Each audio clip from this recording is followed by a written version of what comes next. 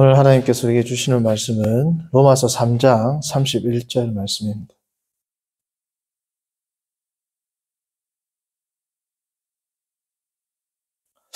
로마서 3장 31절 말씀 한 절씩 교독하시겠습니다. 합독하시겠습니다. 자, 함께 합독합니다. 그런즉 우리가 믿음으로 말미암아 율법을 파기하느냐? 그럴 수 없느니라. 도리어 율법을 굳게 세우느니라. 아멘. 오늘 말씀은 율법의 은혜에 대해서 살펴보겠습니다. 우리가 지난주부터 이제 율법을 살펴보고 있는데,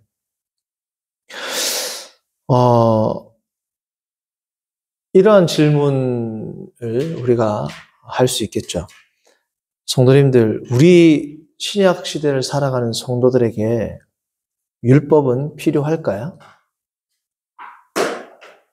구약의 율법이 우리 신약 성도들에게 필요하겠습니까? 필요하겠죠. 왜냐하면 필요가 없다 그러면 우리가 구약 성경을 가질 필요가 없죠. 율법이 우리에게 필요한 이유는 이게 성경이기 때문에 그렇습니다. 왜? 하나님의 말씀이죠, 율법은. 자, 그러면 제가 또 이렇게 여쭈어보고 싶습니다. 구약시대에 율법을 행하는 자가 의라고 할 때 이 의는 절대적인 의로우신 하나님을 드러내기 때문에 의라고 그랬죠. 율법을 행한다고 해서 인간의 내면을 바꿀 수 있는 것은 아니라고 했습니다. 그렇죠? 그게 우리 지난주에 율법에 대해서 우리가 살펴본 바이지 않습니까? 자, 그러면 구약시대의 율법은, 다시 말해 구약시대의 구약 성경은 인간의 내면을 변화시켰습니까? 변화시키지 못했습니까? 못 시켰죠. 자, 그러면 오늘날 신약 시대에는 구약 성경이 성도의 내면을 변화시킬 수 있을까요? 구약이라고 안 하고 그냥 전체 성경, 신약 성경까지 포함해서, 예를 들어서 우리가 지금 로마서를 읽습니다. 자, 성경이 신약 시대를 살아가는 사람들, 성도의 내면의 변화를 일으킬 수 있을까요? 성경이. 자, 성경은 성도의 내면의 변화를 이끌어낼 수 있습니다. 그렇죠? 그런데 여기에 중요한 차이가 있습니다. 성경 자체가 우리의 내면의 변화를 이끌어낼 수는 없습니다.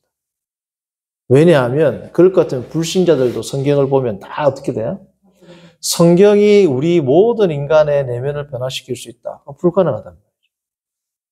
그게 구약시대의 율법의 역할이고 율법의 한계입니다. 그걸 오늘날도 적용한다면 성경의 한계라고도 말할 수 있겠죠. 성경은, 그러므로 성도님들, 우리가 율법을 생각할 때 구약시대 때 율법의 한계 할 때는 율법이 능력이 없다라고 우리가 생각할 때, 인간의 내면을 변화시킬 수 있는 능력이 없다 그러잖아요. 그것은 성경 자체에 그러한 능력을 부여하지 않은 하나님의 섭리인 겁니다. 하나님의 말씀의 능력이 없어서가 아니라 하나님께서는 그렇게 섭리를 하셨단 말이죠. 자, 신약 성경에도 성경 자체가 사람을 변화시킬 수 없죠. 심지어 하나님의 직접적으로 들리는 말씀이 사람을 변화시킬 수 있을까요? 자, 사탄은 하나님의 말씀을 직접 들었습니까? 안 들었습니까? 들었어요. 사람이 변해요, 안 변해요? 사탄이 변했어요, 안 변했어요? 안 변했어요. 예수님은 하나님이시죠. 하나님의 직접 말씀을 바리새인들이 들었어요, 안 들었어요? 들었어요. 자, 그러니까 하나님의 계시, 말씀, 성경, 심지어 하나님이 직접 예수님이 하나님 나타나신 거죠. 직접 보았어요. 기적을 보았어요. 이 엄청난 일들이 인간의 내면을 변화시킬 수 있습니까? 이게 지금 제가 이게 스펙트럼을 넓혀간단 말이죠. 구약 성경에서부터, 율법에서부터 구약 성경, 신약 성경, 하나님의 모든 계시에까지. 자, 그러면 하나님께서 자신을 계시하셨음에도 불구하고 변하지 않는데 이것을 변화시키는 사역은 누가 할까요? 그걸 바로 성령 하나님이 하신다. 삼위일체 하나님의 이 사역은 다 뭐예요? 구분은 아니죠. 구별이 된단 말이에요. 그래서 성령께서 말씀 되시는 예수 그리스도의 말씀, 이 성경 말씀을 성부 하나님께서 성자 예수님을 보내서 우리에게 성경이 우리 손에 오게 하셨죠. 이 성경을 통하여 우리의 내면을 변화시키는 것을 누가 하신다? 성령. 이게 삼위일체 하나님, 그러니까 우리의 구속 사역. 자, 창조 사역도 삼위일체 하나님의 사역이죠. 하나님은 생성케 하시고, 성부 하나님은 생성, 성자 예수님은 존재, 성령 하나님은 뭐예요? 완성. 이게 창세기 1장 1, 2, 3절에 나온다. 태초에 하나님이 천지를 창조하신다. 삼위일체 하나님에 대한 이야기죠. 그리고 빛이 있으라. 성부 하나님께서 말씀하시는데 말씀은 곧 누구다? 예수님이라고 했죠. 하나님의 신이 수면을 운행하십니다. 그러니까 성부 하나님, 성자 예수님, 성령 하나님께서 창조에 구별되이 창조에 관여하셨죠. 우리의 구속도 마찬가지란 말이에요. 하나님, 성부 하나님의 은혜, 성자 예수님의 직접 계시를 통해서도 인간은 변화되지 않는데 이 변화시키는 사역은 누가 하신다? 성령 하나님께서 하신다. 그러므로 우리가 구약 성경은 마치 신약 성경보다 열등하고 율법은 예수 그리스도 신약 시대의 구약 시대의 율법은 우리가 믿는 믿음보다 열등하다고 생각하면 안 됩니다. 그렇죠? 왜냐하면 율법을 통하여서 성령이 작동하면 그게 우리에게 믿음을 준단 말이에요. 그렇죠? 그러니까 사도 바울이 비판한 것은 제가 지난 시간에도 얘기했지만 율법 자체가 아니라 율법에 대한 유대인들의 잘못된 이해를 비판한 겁니다. 그러니까 구약 시대의 율법이나 신약 시대의 성경이나 한계는 똑같아요. 사람의 내면을 변화시킬 수 있어요, 없어요? 율법이나 신약 시대의 성경이나 똑같이 변화 못 시킵니다. 이건 누구의 사역이다? 성령 하나님의 사역이다. 그래서 구약에서 율법을 가지고 있고 율법의 박사라고 자랑한 사람이나 신약 시대의 성경에 대해서 많이 알고 신앙생활을 오래 하고 신약 박사이나 똑같단 말이죠. 이게. 뭘 통해서 변화된다? 성령 하나님을 통해서 변화된다라는 것이 중요한 성령론에 있어서 계시론에 있어서 중요한 포션, 이 부분을 차지하는 겁니다.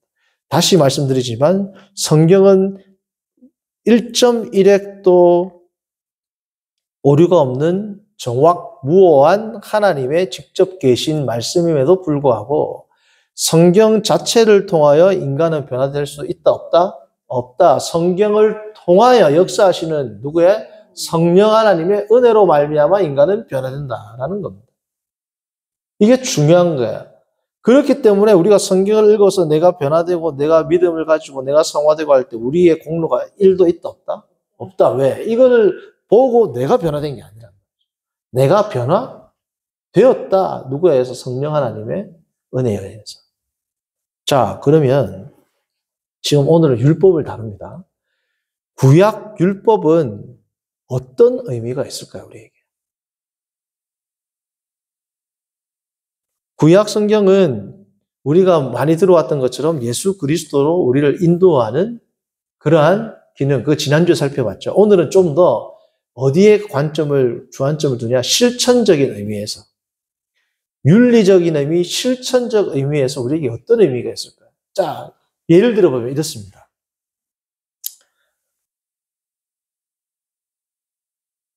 부모님이 아이들에게 이제 이웃 사랑에 대해서, 특별히 가난하고 소외된 사람들에 대해서 내가 아이들을 사랑해야 할 것을 가르쳐야 되겠다라고 마음을 먹었어요. 그래서 부모님이 아이들 태워가지고, 우리로 말하면 달동네라든지 좀 이렇게 외진 지역을 돌면서 노숙자라든지 참 힘든 사람들을 보면서 아이들에게 이렇게 합니다. 얘들아, 하나님은 저들도 사랑하신다. 참 가난하고 환자촌에 사는 저 사람들은 하나님의 사랑의 대상이고 하나님께서 저들을 위해서 자기 아들을 보내사 예수님께서 십자가에 돌아가셨다. 너희들도 저들을 그렇게 사랑해야 된다. 좋은 교육이에요. 좋은 교육이 아니에요. 좋은 교육일 수는 있지만 효과가 있을까요? 자, 그러면 어떻게 하면 효과가 있을까요? 이렇게 하면 효과가 있을 겁니다. 아침에 토요일, 이제 주일날 예배가 다 끝나고 나서 토요일부터 어머니가 뭐 밥과 반찬을 준비하는 거예요. 왜 준비하나요? 주일날 딱 끝나니까 아이들과 함께 가자. 어디를 데리고 가. 아이들이 갔는데 가난한 자들이 사는 그 동네에 간 겁니다.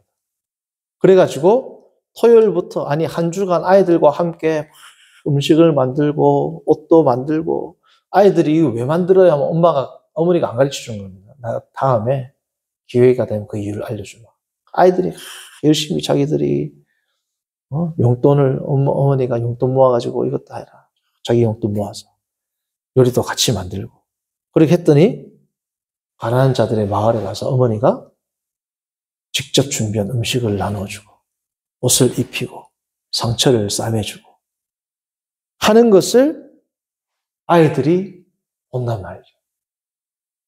그러면서 이 사람들은 주님이 사랑하시는 자들이야 라고 이야기하면서 구체적으로 행동을 보여주면 아이들이 이웃사랑에 대해서 정확하고 구체적으로 배울 수 있을까요? 없을까요? 구약성경이 그런 겁니다. 구약성경을 보면 너희가 이웃에게 소를 잃게 하면 이렇게 하고 구체적으로 뭐죠? 너희가 사람에게 해를 입히면 이렇게 하고 난간에서 그걸 설치하지 않아서 떨어지면 이렇게 해야 되고 우리가 생각할 때는 너무 디테일하게 다룬단 말이죠. 이게 우리를 옥죄이고 우리를 얽매이고 우리를 피곤하게 하는 하나님께서 너무 세세하게 우리를 간섭하고 관여하신다라고 생각을 하시면 안 되고 지금 제가 예를 들어드린 것처럼 이렇게 구체적으로 신뢰를 들어서 보여줘야지 아이들이 어떻게 해요? 아, 이웃사랑은 이렇게 하는구나. 하나님의 사랑은 이것이구나. 라는 것을 어떻습니까? 구체적으로 몸소 체험할 수 있는 구체적인 실천 방안, 구체적인 이 실천 방안을 통해서 하나님 사랑, 이웃 사랑이 무엇인지를 하나님께서 구체적으로 기록해 놓은 겁니다. 하나님을 사랑할 때는 어떻게 해라? 우상을 만들면 안 되고, 어떻게 하면 안 되고, 이게 다 뭐예요? 어떻게 해야 되고, 11절 내. 이게 뭡니까? 구체적으로 행하는 것을 보면, 아, 이게 사랑하는 것이구나. 단순히 가난한 자들을 사랑해야, 그게 뭐지? 가난한 자를 사랑한다는 게 뭐지? 가서 옷을 입히고, 아, 옷을 입히는 거구나. 아, 내 물질을 내가 헌신하는 거구나. 아, 나누는 거구나. 일주일 동안 내가 또 그들을 위해서 생각을 해. 이 모든 것들이 하나의 구체적인 사건을 통해서, 신뢰를 통해서 정확하게 드러나는 거. 그게 뭐예요? 율법의 기능입니다. 성도님들, 오늘은 그러므로 율법의 은혜는 뭐다? 성도들로 하여금 율법 자체는 우리를 변화시킬 수 없음에도 불구하고 성령 하나님을 통하여서 우리에게 내주하시는 성령 하나님을 통해 일하시는데 하나님께서는 성경을 통해서 특별히 구약에 우리가 생각할 때 지금은 고리타분하고 지금은 완전히 시대착오적이고 우리가 지금 제사 드리지 않죠? 번제 드리지 않죠? 그러나 그 구체적인 것들이 당시의 성도들에게는 어떻게 하나님을 예배하고 어떻게 이웃을 섬기고 하나님을 사랑하는 것이 무엇인지에 대한 구체적인 강령이라면 오늘도 우리가 그 구약의 율법을 그때 상황과 그때 형편과 어떤 의미와 어떤 상황에서 이것이 기록됐다는 것을 알고 읽으면 어떻습니까? 우리가 구체적으로 하나님 사랑과 이웃 사랑을 알 수 있게 해주는 좀 더 하나님을 다면적으로 풍요롭게 깊이 알게 해주는 은혜로운 수단이 되는 것이 무엇이다? 구약 성경에 기록되어 있는 율법. 때로는 우리에게 지금 의미가 없다라고 생각되는 여러 가지 시민법과 시민법과 예식법까지도 다 우리에게 의미가 있는 그러한 귀한 가르침이다. 그것이 뭐예요?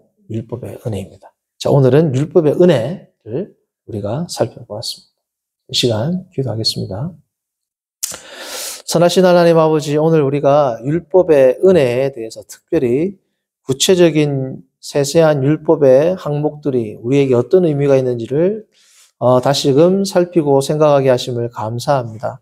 하나님, 우리가 구약 성경을 읽으며 때로는 지금의 나와 상관이 없다라고 생각하는 그것까지도 하나님 사랑과 이웃 사랑이 무엇인지를 알리기 위하여 하나님께서 기록하셨음을 알고 우리가 그 상황과 문맥에 맞추어서 성경을 잘 읽고 율법의 의미를 잘 추적해 나간다면 하나님께서 우리에게 원하시는 귀한 성도의 삶, 사랑의 삶, 섬김의 삶이 무엇인지를 알 수 있음을 이 시간 깨닫게 하심을 감사합니다. 우리가 신약과 구약, 구약과 신약, 율법과 복음을 하나님 아버지 균형 있게 잘 읽고 배우고 또 그것들의 의미를 알고 참된 순종으로 주께 영광 돌리며 이웃을 섬기는 거룩하고 복된 백성들 되도록 인도하여 주옵소서. 예수님의 이름으로 기도합니다. 아멘.